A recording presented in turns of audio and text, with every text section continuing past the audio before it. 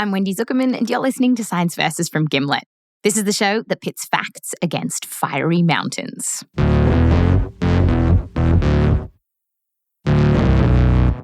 Our story begins with Christian Jacobsen. It's 1980, and he lives in Redmond, Washington. So I was 12. I was a rocker kid. One morning, Christian woke up early. He was eating Cheerios and Raisin Bran. He liked to mix them half and half.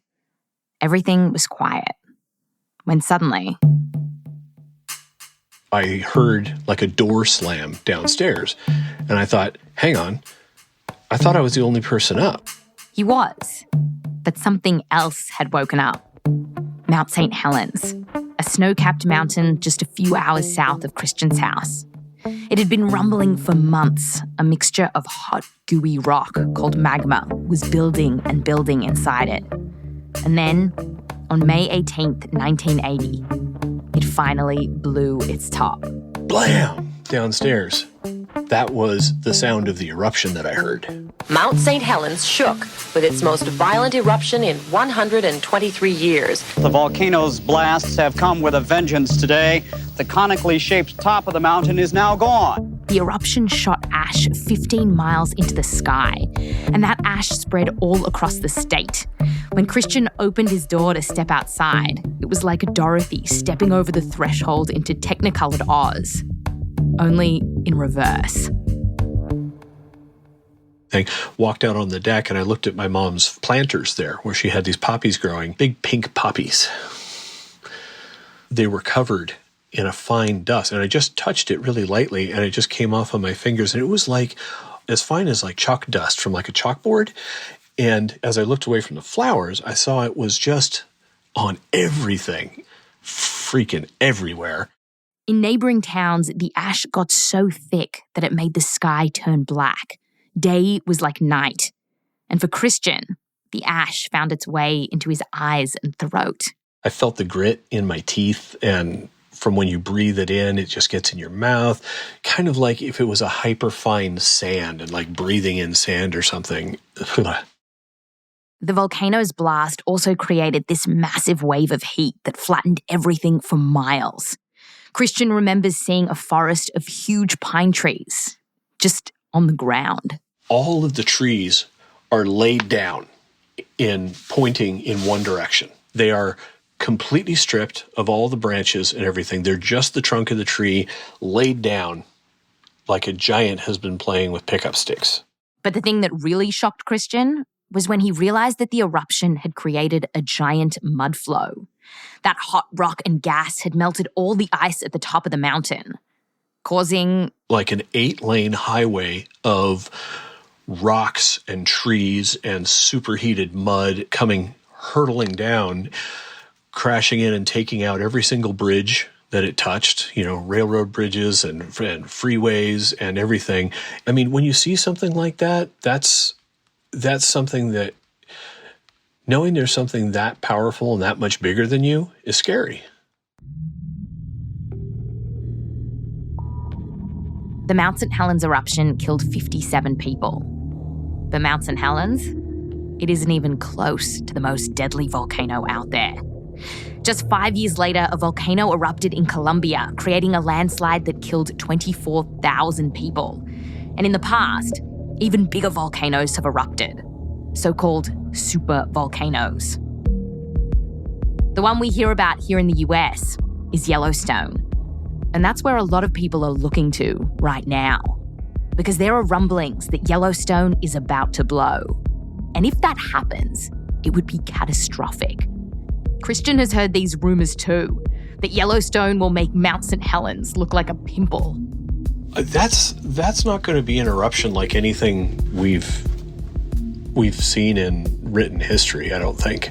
That's just going to open up a hole where everything that's underneath us is going to come out, and it's going to come out in a terrible, terrible way.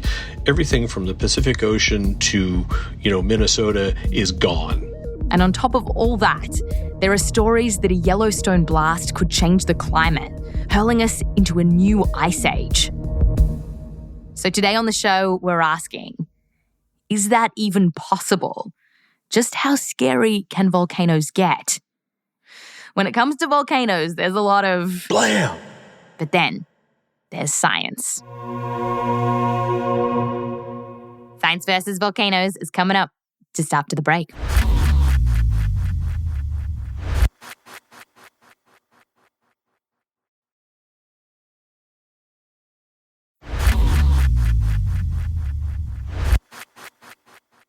Welcome back. We just heard that if a volcano blows up in your neighbourhood, it's bad news for you.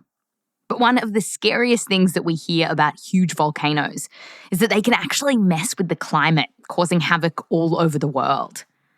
So how bad can that be? To find out, we called up a volcano lover. The force, the power that's contained beneath volcanoes is awesome. This is Gill Plunkett from Queen's University Belfast in Northern Ireland. And she studies awesome volcanoes that have erupted thousands of years ago. And she said that this work can take scientists to perhaps the opposite of where you'd expect. Not smoking mountaintops, but to giant fields of ice, drilling deep in places like Greenland. In some cases, they've gone down 3 kilometres into the ice. Oh my gosh. It is incredible what they can do. And what these scientists are looking for in the ice is the stuff that fell all over Christian's house. Volcanic ash. Not ash like when we burn wood, but volcanic ash is essentially glassy material. And some shards are really beautiful and some are really dull. But whether they're beautiful or dull, it's what they tell us. And to Gill, these bits of volcanic ash can tell her a lot. When large volcanoes blow a load, the winds take that ash around the world. And when it lands in places like Greenland, the ice kind of acts like a perfect time capsule. Because each year, as more and more snow falls on top of the ash, it basically encases this volcanic ash for thousands of years until scientists come and drill it out, ready to study it.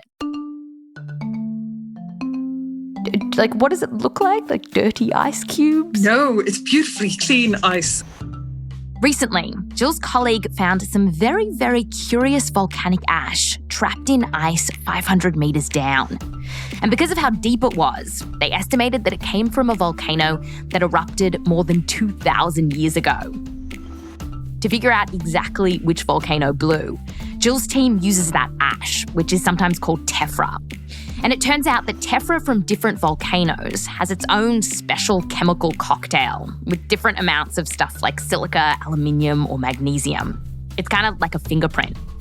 And Gill is like a volcano detective. She uses her database of tephra to find the suspect. And I do that one by one through the elements. And gradually the filter is getting rid of all the tephras that don't match. And I'm left with one. And it was really nice. This one was looking like a perfect match. Turns out it's Okmok. Okmok. It's a volcano on a small island off the southern coast of Alaska. And it's part of the so-called Ring of Fire, which are a string of volcanoes that sit on the boundary of massive tectonic plates. And these plates kind of grind away at each other. So you get the pressure built up by the clashing of the two tectonic plates. So when this Alaskan volcano blew, how bad was it? Well, when Gill's team looked at the ice, they could see that it had certain kinds of sulfur in it. And that told them this would have been a big eruption. From the amount of sulfur it produced, we can say that it was certainly one of the largest eruptions in the last 2,500 years. When it erupted explosively. Material being thrown up into the atmosphere, being spat out in different directions. And we know that when big volcanoes throw enough sulfur up into the stratosphere, this can change the climate. Because once these tiny droplets of sulfur are in the air, they kind of act like little mirrors that reflect heat from the sun away from Earth, making things cooler. But Gill and her team wanted to know how much colder it would have gotten.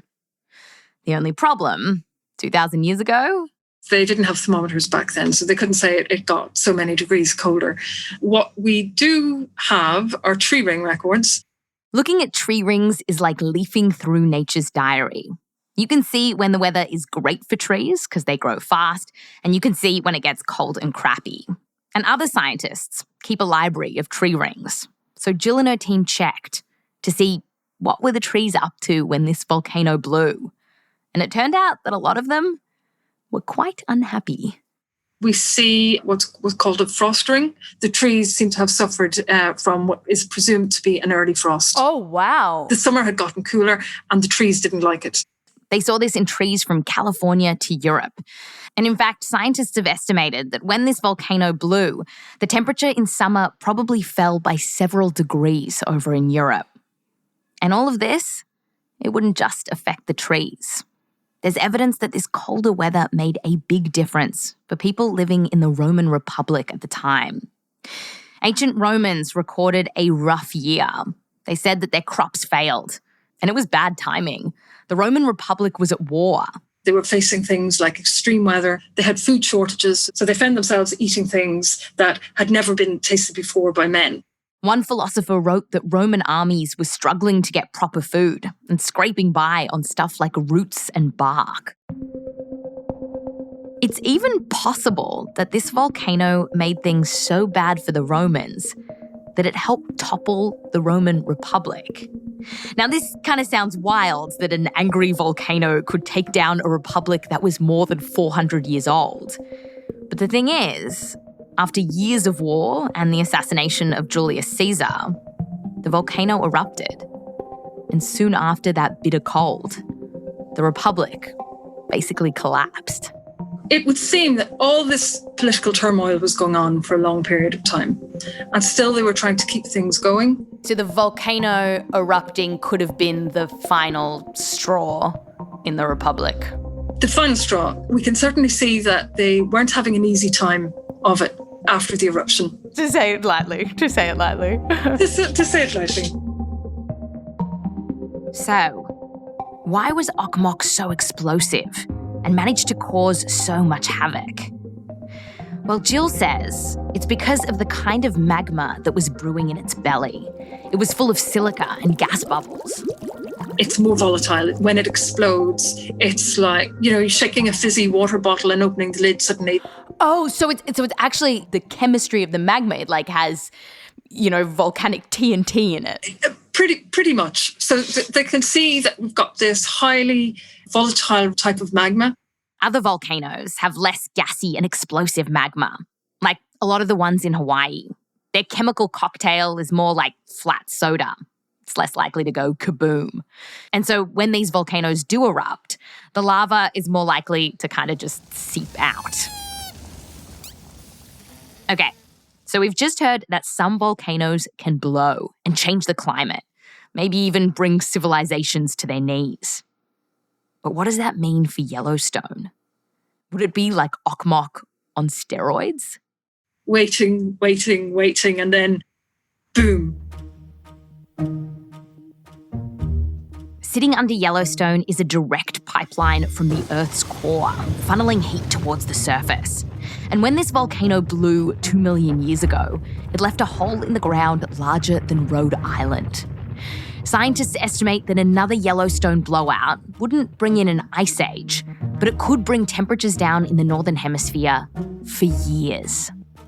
And worse still, the news is telling us that this could happen again, at any moment. Yellowstone National Park could be sitting on a time bomb. We end here tonight with a sleeping giant, an ancient supervolcano. Recent eruptions have some wondering if the giant is awakening. So is that true? Is 2020 about to get catastrophically worse? The sleeping giant awakens? After the break.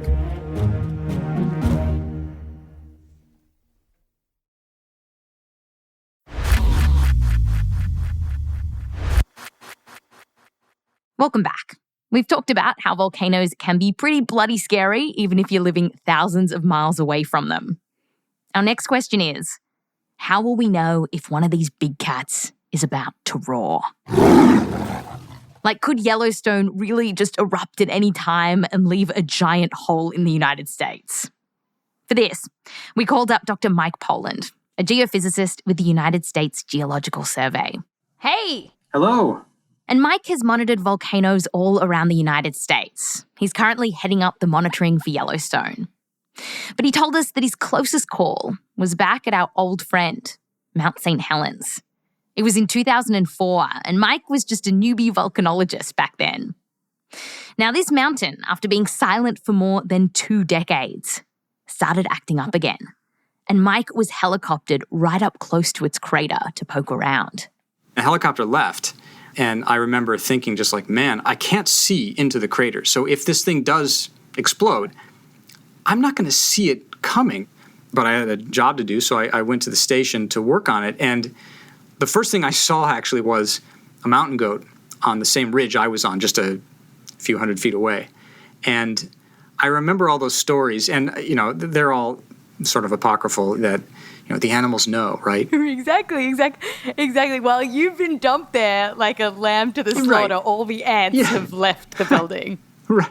But I saw this mountain goat, and I thought, I guess, you know, he's okay hanging out on this ridge, so I guess I am too. And for whatever reason, that relaxed me instantly. Turns out, the goat knew what was up. Mount St. Helens didn't end up blowing again this time. But we asked Mike, without a goat nearby, how do we know if a big volcano like Yellowstone is going to get angry? Now, sometimes articles say that to find out when Yellowstone is going to blow, all you need to do is look at the last few times it's erupted and do the maths to see when it's going to fire off again. Now, if you do some loosey-goosey calculations around Yellowstone's last big 3 eruptions, which have happened in the last, say, 2 million years, it kind of looks like maybe it is overdue. But Mike says, don't do this. Well, right there, overdue. No, wrong. Really? Volcanoes don't work that way. Mike told us that volcanoes don't erupt on nice, neat timetables. And if you do the maths correctly, it's not even overdue. He says that if you really want to know what's up with Yellowstone, you've got to monitor it. And luckily, he's got gadgets and gizmos aplenty to do it. Like, Mike uses GPS measurements to see how much the ground is moving around Yellowstone. And that's because, get this, when magma hits the rock above it, it can literally move the rock in a way you could measure. So you can imagine as magma begins to accumulate beneath the volcano, it pushes the ground up. It actually inflates like a balloon. Wow, it's like the ground is breathing. Exactly. They breathe. They inflate, they deflate, the ground rises and falls. They're also measuring vibrations in the ground and even gases like sulfur dioxide that could be seeping out of the volcano. That's a sign that magma is rising. Something that's very easy to measure, so it sticks out like a sore thumb. But perhaps the most awesome thing that Mike's team is doing is looking at whether gravity is changing. And here's why. So let's say you're now on a volcano and you do a gravity measurement and you get a reading. And then magma accumulates beneath the volcano. You have just added mass. Because of that, the gravity pull in that area increases ever so slightly. And that's something we can measure. Oh. In fact, just the other week, Mike was on site looking for gravity changes around Yellowstone. And what he detected? Wow, you can hear in his voice how nervous he is. Just take a listen. Okay, -1, -2. Sounds good. I would say 3, 8, 4, 6. We were joking. He doesn't sound nervous at all. It sounds like he's reading off a credit card. And that's because for years and years, all their monitoring has shown that Yellowstone is fast asleep. No concerning gravity changes, no sulfur dioxide in the sky. Now, every now and then, they might measure a buzz in earthquakes in the area, and this always seems to lead to a bunch of news stories predicting that doom is upon us. But Mike says that from all his team's other measurements, they can tell that these earthquakes are not a sign that Yellowstone is about to blow. Scientists can tell that the magma under Yellowstone isn't bubbling all over the place. It's mostly solid. And if it were going to erupt, all of that basically solid rock would have to heat up and become liquidy and explosive, which takes time. You'd also see other big things. Like one study estimated that the ground would be raised by hundreds of meters. So if Yellowstone was misbehaving or acting up, Yes. we would know. Yes, without a doubt. Occasionally, I get people telling me, yeah, well, Yellowstone can erupt tomorrow, and you wouldn't know about it. No. No, not true. Yellowstone will not erupt tomorrow.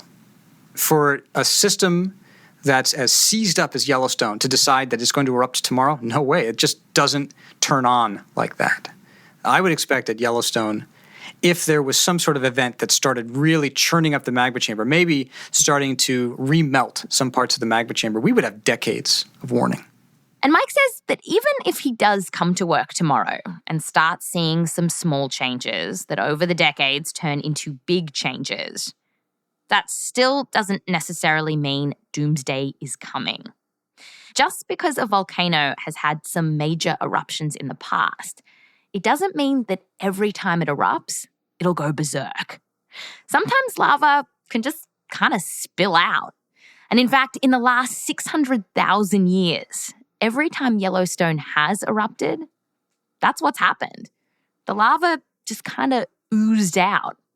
And so Mike says that if Yellowstone were to erupt today, it's not something that would spread devastation throughout the region or the world. It would devastate the ground in Yellowstone National Park, the area that it flowed over. Be a bad day for a lot of deers. It would be a bad day. Well, even the deer could probably walk out of the way. I mean, the lava flows probably don't move that fast. All right, so all signs are pointing to we are good on Yellowstone. You can cross that off your ever-growing doomsday list. But, of course, this doesn't mean that other volcanoes won't mess us up in the future. Because right now, there are dozens of volcanoes all around the world that have magma that's not locked and solid. It's smushy and kind of ready to blow. And while science can tell us, yes, these volcanoes are angry, right now, here's what it can't do. It can't predict the exact moment that a grumbling volcano will tip over into a kaboom. So, it's likely that volcanoes are going to keep causing us trouble. But there is another side to them. One that perhaps doesn't make for scary documentaries. And it's this. Life as we know it wouldn't exist without volcanoes. Billions of years ago, volcanic activity created our little blue dot as we know it. By spewing out molten rock from the belly of the Earth, they helped build continents. They also pumped out gases that helped create oceans and our atmosphere. Volcanoes basically put the mother in Mother Earth. And for Christian, who saw Mount St. Helens blow 40 years ago, he has a lot of respect for these fiery mountains. Yeah.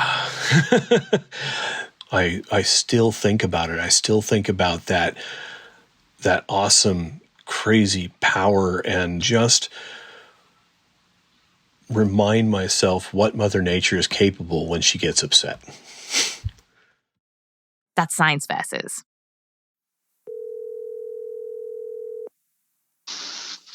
Hello. Hey, Nick DelRose. Hey, Wendy Zukerman. Our amazing intern at Science Versus. How many citations in this week's episode? There are 102 citations. 102. You cracked it. Cracked the 100. Do you have a favorite? A favorite citation? How can you choose amongst your children? You really can't. And if people want to read these citations and find out more about volcanoes, where should they go? They can follow the link in our show notes to the transcript. Thanks, Nick. Bye.